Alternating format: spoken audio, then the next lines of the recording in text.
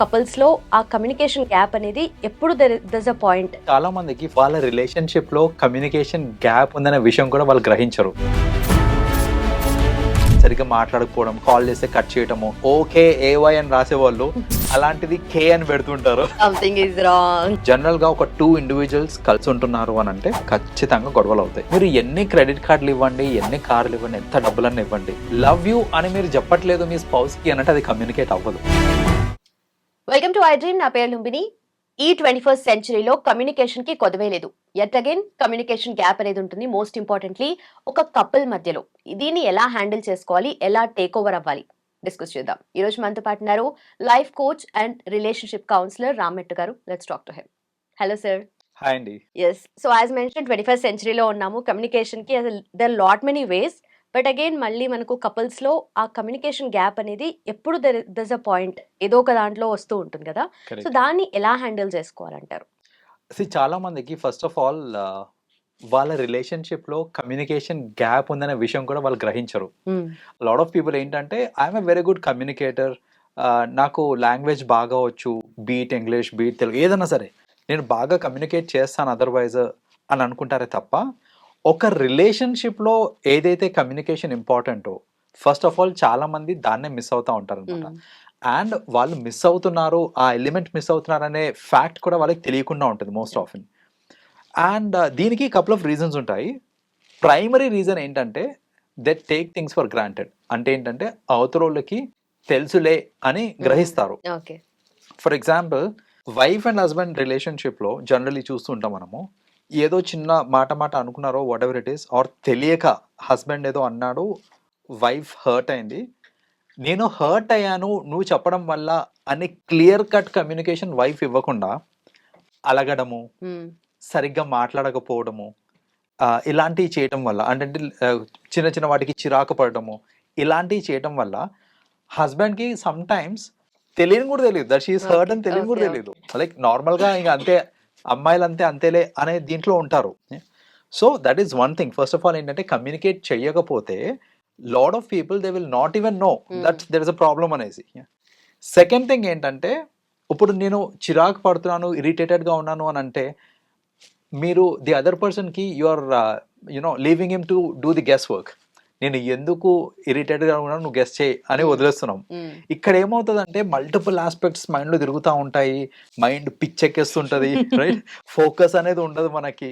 ఇది మీరు men's perspective లో చెప్తారు, ఇది ఉమెన్స్ పర్స్పెక్టివ్ లో కూడా అండి చెప్తున్నా కదా. Generally of course mostly majority ఏంటంటే మెన్ కి అలా ఉంటుంది. ఏంటంటే ఉమెన్ కి మూడ్ స్వింగ్స్ అవి ఎక్కువ ఉంటాయి కాబట్టి ఏదన్నా ప్రాబ్లం వచ్చి మూడ్ స్వింగ్ ఉండడం వల్ల ఆర్ మూడ్ ఆఫ్ ఉండడం వల్ల అది ఏంటి రీజన్ అని చెప్పకుండా దాని ఇంప్లికేషన్స్ ఉంటాయి చూడండి. సరిగ్గా మాట్లాడకపోవడం, కాల్ చేస్తే కట్ చేయటము, టెక్స్ట్లో అన్ని సింగిల్ వర్డ్ ఆన్సర్స్ ఇవ్వడము.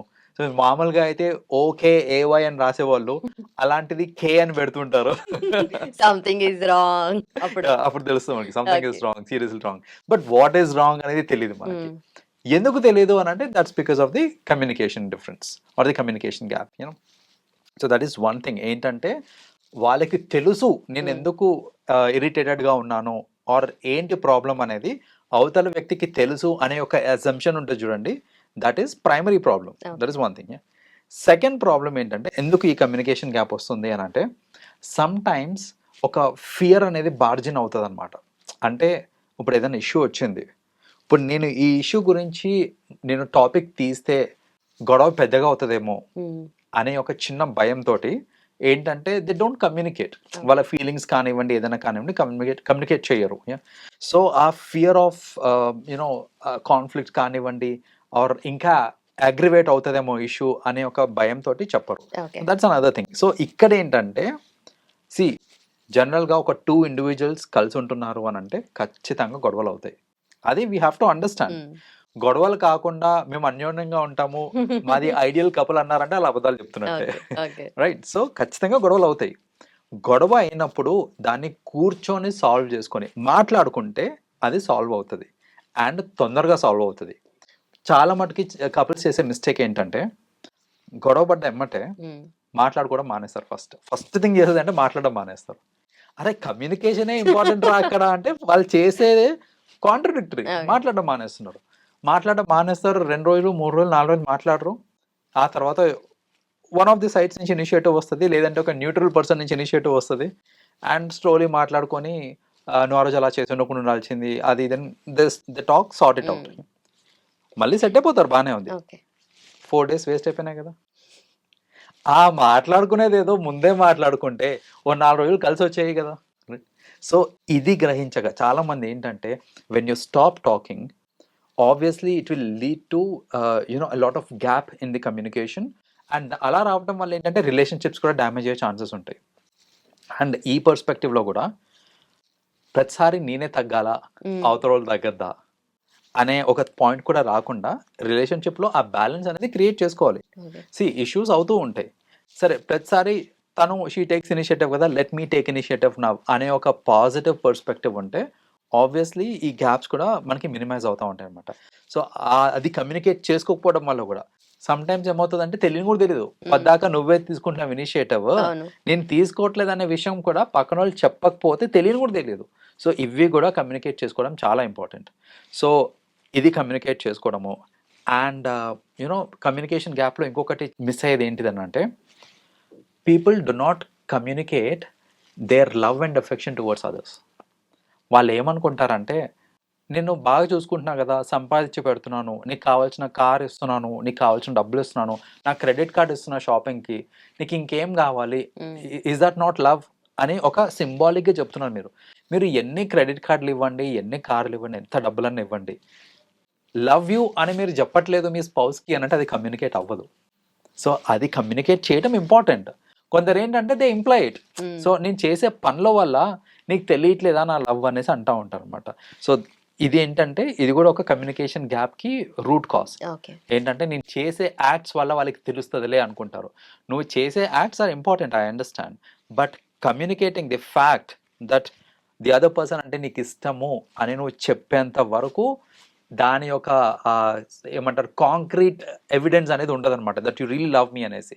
సో, అది కూడా కమ్యూనికేట్ చేయడం చాలా important. So, okay. This is where a lot of people lose out అనమాట. అండ్ కమ్యూనికేషన్ గ్యాప్ వచ్చేస్తా ఉంటుంది. కొట్టుకుంటా ఉంటారు. నేను నీకోసం ఇంత చేశా, నీకోసం అంత చేశా అనుకుంటారు. నువ్వు చేసింది కమ్యూనికేట్ అవుతుందా లేదా కూడా చూసుకోవడం ఇంపార్టెంట్ కదా! So, that's where people lose out అండి generally. Okay. Yeah! And also uh initiative తీసుకోవడం ఎవరైతే సైలెంట్ ట్రీట్మెంట్ చేస్తారో చాలామంది యూజువల్లీ విమెనే ఇలా చేస్తారు అన్నట్టుగా మీరు చెప్పిన దాంట్లో కూడా విమెన్ సైలెంట్‌గా ఉండడం లేదంటే అలగడం అవన్నీ చూస్తూ ఉంటాం regularly. Right. But again men కూడా అలా ఉంటారు కొంతమంది కదా! యెస్. కొంతమంది చాలా సైలెంట్ ట్రీట్మెంట్ ఇంకా ఏం చెప్పినా ఈ పాయింట్ ఆఫ్ టైమ్‌లో నేను బర్స్ట్ ఔట్ అయిపోతా. అందుకే కరెక్ట్. నేను మాట్లాడను. కరెక్ట్. కరెక్ట్. సైలెంట్‌గా ఉంటానంటారు. అలాంటి వాళ్ళకి ఏం చెప్తారు? మీరు దట్స్ అ గుడ్ అప్రోచ్ అండి. ఏంటంటే ఒక హీటెడ్ ఆర్గ్యుమెంట్ జరిగే టైంలో taking a break is really important. So, ఇప్పుడు అరుచుకుంటున్నాము on top of our voices, nothing is going to work out. అలాంటి టైంలో ఎవరన్నా కామ్ అయిపోవడం అనేది ఇట్ ఈస్ ఇంపార్టెంట్. ఓకే. కానీ దాన్ని ప్రొలాంగ్ చేయొద్దు. సపోజ్ మన ఇద్దరం ఇప్పుడు అరుచుకుంటున్నాము అని అంటే take a break, probably 30 minutes, 1 hour మీరు మాట్లాడకుండా ఉండండి. కానీ 1 అవర్ తర్వాత మాట్లాడుకోండి మళ్ళీ. ఏంటి ప్రాబ్లము? ఏంటి సొల్యూషన్ అని మాట్లాడుకోండి. దాన్ని చాలామంది ఏంటంటే ప్రొలాంగ్ చేసేస్తారనమాట. 2 days, 3 days, 4 days. తర్వాత ఏంటి నేను ఎంత ఎంత మాట్లాడినా చాలామంది ఇది హస్బెండ్స్ దగ్గర చూస్తూ ఉంటారు విమెన్. అవును. ఏంటంటే విమెన్ అరిచేస్తా ఉంటారనమాట. ఫ్రస్ట్రేషన్‌లో అరిచేస్తా ఉంటారు. హస్బెండ్ రియాక్ట్ కాకుండా అలా కామ్‌గా సోఫాలో ఇలా కూర్చొని ఉంటా ఉంటారు. సో, ఆ ఫ్రస్ట్రేషన్‌లో నేను మాట్లాడేది నీతోటే గోడతోటి కాదు అని ఇలాంటి డైలాగ్స్ చెప్పి చెప్తుంటే అర్థమైతలేదా నీకు? చాలా మంది కోరిలేట్ చేసుకుంటారు. ఏంటి ఎగ్జాక్ట్ డైలాగ్స్ ఉంటాయి ఇవే. ఎగ్జాక్ట్ యాస్ పర్ ఇప్పుడు ఇది కామన్ డైలాగ్ ఏంటంటే నేను మాట్లాడేది ఒక గోడతోటి కాదు నీతోటి రెస్పాండ్‌గా అనేసి. బేసిక్‌గా కామ్‌గా రెస్పాండ్ అవ్వగలరు అనంటే రెస్పాండ్ అవ్వడం okay. But uh heated argument జరిగే టైంలో రెస్పాన్స్ ఎక్స్‌పెక్ట్ కూడా చేయకూడదు యాక్చువల్‌గా. It's better to calm down. టాక్స్‌లో రెస్పాన్స్ ఎక్స్‌పెక్ట్ చేయొచ్చు కానీ గొడవ పడేటప్పుడు రెస్పాన్స్ ఎక్స్‌పెక్ట్ చేస్తున్నారంటే that will deter the relationship in fact. So, that's another thing. And కొందరేంటంటే చెప్పుకుంటారు చాడీలు వాళ్ళ ఫ్రెండ్స్ తోటి, మా హస్బెండ్‌కి ఎంత చెప్పినా దున్నపోతు మీద వర్షం కురిసినట్టే గానీ అస్సలు చలనం ఉండదే. ఇలా మాట్లాడుకుంటా ఉంటారు. Vice versa. Okay. Some okay. Times ఏంటంటే మెన్ కూడా మాట్లాడుకుంటారు. మా ఆవిడకి నేను ఎన్ని తిట్టినా, ఎంత కోపంలో నేను ఊగిపోతా ఉంటాను. బట్ ఆమె కామ్‌గా అట్లా కూర్చొని గ్రేప్స్ తినుకుంటూ కూర్చుంటది. ఐ డోంట్ రియల్లీ అండర్‌స్టాండ్ నన్ను కేర్ చేస్తా లేదా అది అనుకుంటారు.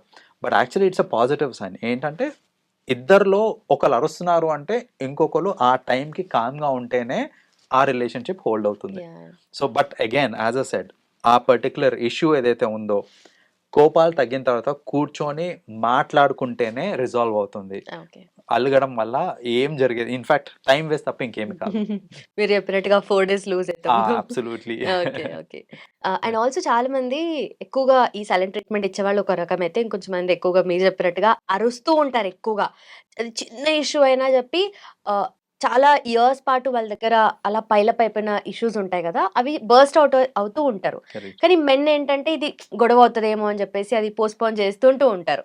సో దీనివల్ల ఒకరు పోస్ట్పోన్ చేస్తుంటారు, ఒకరేమో దాన్ని పైలప్ చేసుకుంటూ ఉంటారు. సో అది రిలేషన్షిప్ ని ఎఫెక్ట్ చేస్తుంది. ఖచ్చితంగా ఎఫెక్ట్ చేస్తాను. ఎందుకంటే ఒక రిలేషన్షిప్లో ఎప్పుడన్నా గుర్తుపెట్టుకోండి, నాకు ఇష్యూ ఉంది అని అన్నప్పుడు immediately I have to communicate that particular issue with my spouse. నేను అది కమ్యూనికేట్ చేయకుండా పైలప్ చేసుకుంటూ ఉన్నాను అనుకోండి, మల్టిపుల్ ఇష్యూస్ ఉంటాయి. ఒక ఇష్యూ ఏంటంటే ట్రస్ట్ ఇష్యూస్ వస్తూ ఉంటాయి. లైక్ యూనో నాకు ఏదో ప్రాబ్లం ఉంది, మా వైఫ్ తోటో లేదా తన స్పౌస్ తోటి నాకు ప్రాబ్లం ఉంది, నేను ఆ ప్రాబ్లమ్ని నేను కమ్యూనికేట్ చేయకపోతే అది రెక్టిఫై కాదు, అది రిపీట్ అవుతూ ఉంటుంది.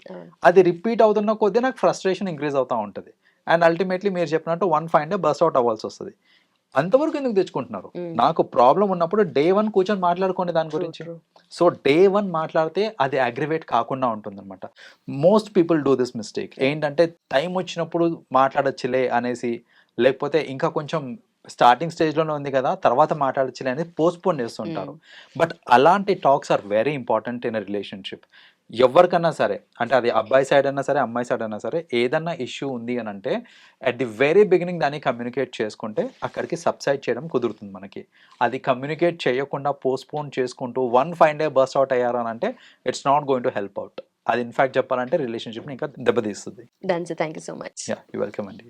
And for more videos, Please subscribe to iDream. Please subscribe to iDream. Please subscribe iDream. And please subscribe to iDream.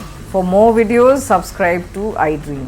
please like, share, and subscribe to the channel. Congratulations, iDream. Subscribe to iDream. Subscribe to iDream. So subscribe to iDream Media.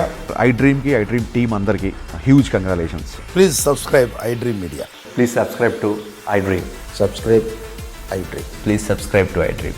iDream అంటే నా కళల ఛానల్ను subscribe చేసుకున్న నోరు తిరుగుతలేదు, మీరైతే గంట గుర్తు కొట్టండి. For more such videos, please subscribe to iDream. Subscribe to iDream. Please subscribe to iDream. Please subscribe iDream Media. Please do subscribe to iDream. Please subscribe to iDream Media. For best entertainment and information, please subscribe iDream. And don't forget to subscribe to iDream.